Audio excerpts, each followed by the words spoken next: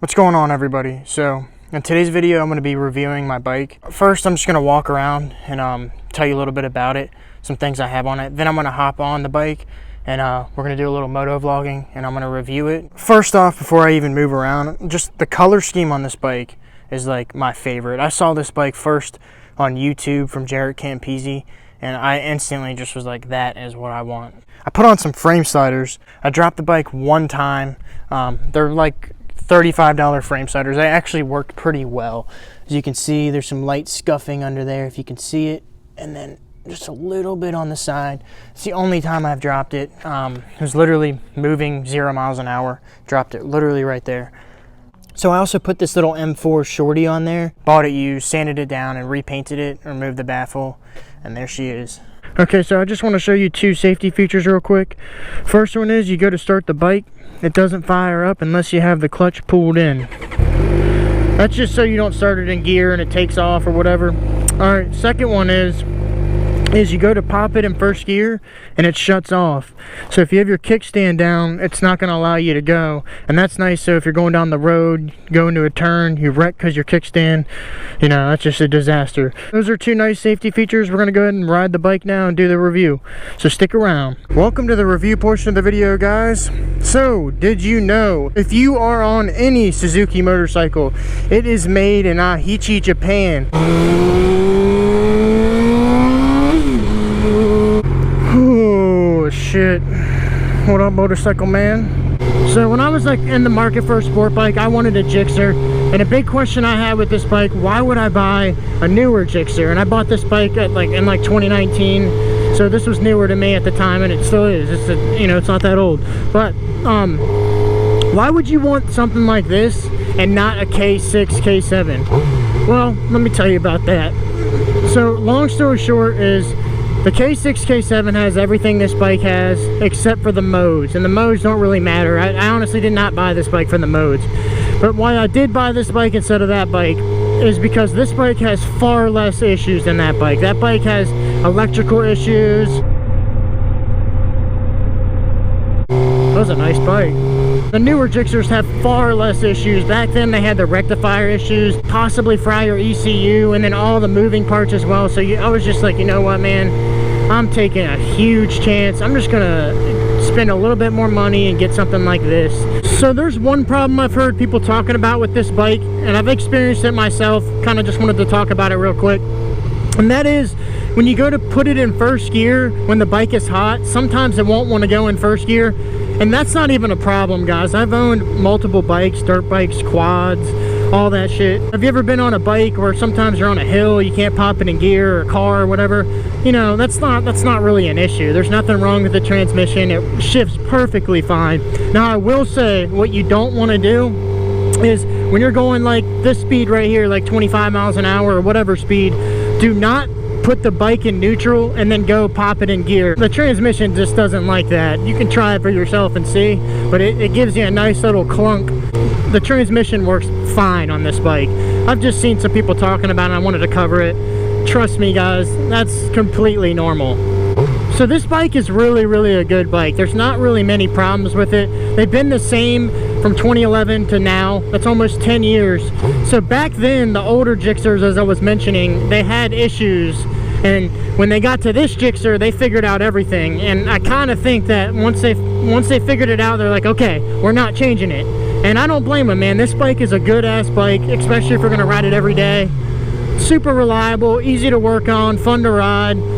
You can't go wrong with owning this bike. Oh yeah, and another good thing about this bike, back then they had really shitty brakes, like Takeko, whatever. So the front brakes on this bike are great. They're Brembo in the front and like Nissan or Nesson in the back or something like that, but that's okay because 70% of your braking power is in the front anyways. We're up all night to get lucky. Highly suggest you get some AirPods because you can jam out and talk. It's great.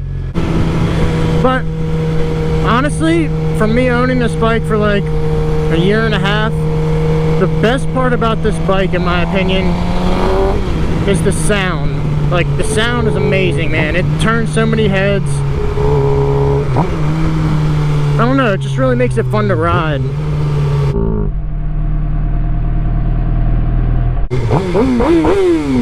Yeah, I had to rev it up for those kids. I always get little kids doing that, like, yo, rev it up, rev it up.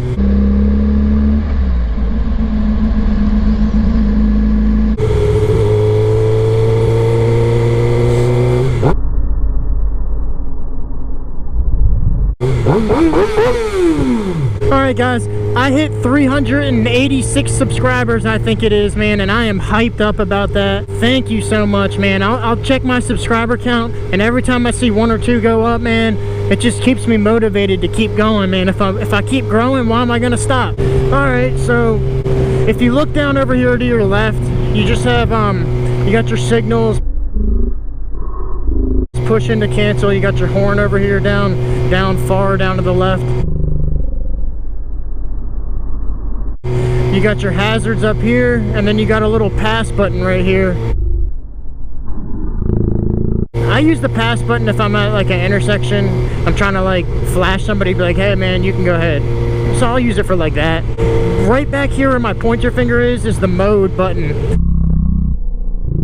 A mode is basically full power, and the bike is completely unlocked. B mode is 60% of the power, and it just basically, you know, cuts down the throttle response and just makes it a little bit more tame. Now, I can see that feature being nice, maybe if you're new to bikes, or, you know, you kind of just want to take it easy at first. It's kind of nice. I don't ever really use it, to be honest with you. So if you look over here to the right, you got your little meter over here. You can keep track of your miles, you know, trip A, trip B. You got a gear indicator, let you know what gear you're in. That's always nice. You got shift light, a built-in steering dampener. You don't have to do anything to it. It's not adjustable. It adjusts on its own. Alright, so you guys see that light flashing down here? The one that's always blinking every time I do a video? That is the gas light. So you don't have a fuel gauge on this bike. I don't really care. I kind of just look in the tank, shake it around, and be like, I'm good. And when the gas light is on, I just try and get to the gas station as soon as I can. I think you got about like 50 miles, something like that, maybe a little bit less. You can adjust your front brake if your hands are smaller or bigger, just kind of it's for comfort. Some guy was asking me to do a video on that. It's pretty simple, man. You just turn the knob out or in, and it's just based on if you're oh shit, if you're comfortable or not. Oh shit. Now this is one of the more comfortable sport bikes. From me sitting on all of them, I thought that this bike and the Kawasaki felt the best in my personal opinion. You're gonna notice when you first get on the bike and you're not moving, it feels really like heavy. And then once you start going, you realize, man, this thing is so nimble. You can just throw it around and really do what you want with it. And it's a lot of fun, man.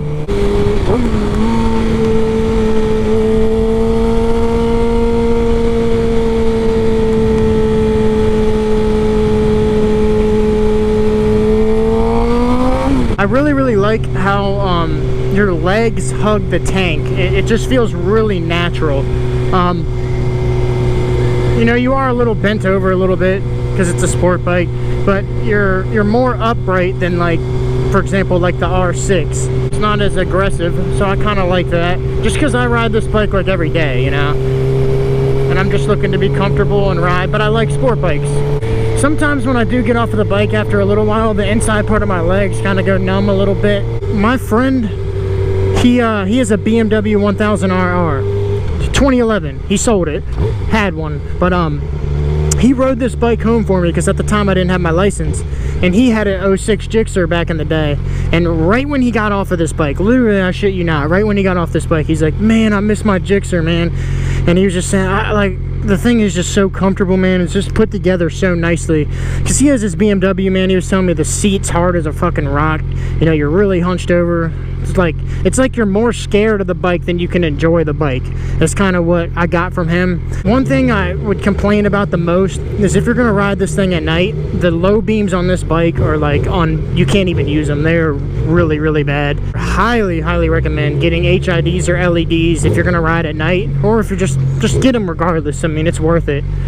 One thing about the one headlight though is when the daytime running lights are on, it doesn't look like your other headlight is out. Like for example, a bike with 2 headlights, one is running during the daytime and it looks like, you know, one of your headlights is out. I like / don't like the front headlight. I don't know, it kind of just depends how I feel that day. I just wanted to mention each 600 sport bike does something better than the other. Like this bike right here is easy to work on. It's you know, it's got a good amount of speed, the mid-range is great, it's reliable, and it's pretty comfortable. So if you're riding it every single day, I think that this is probably one of the more practical sport bikes. Alright guys, that's gonna wrap it up of my review of my 2015 Gixxer 600. Thank you guys for watching. I hope I answered any questions you had or anything like that. If you guys have any additional questions for me, leave it in the comment section. I answer every single question, and make sure you subscribe. Okay, thanks, bye.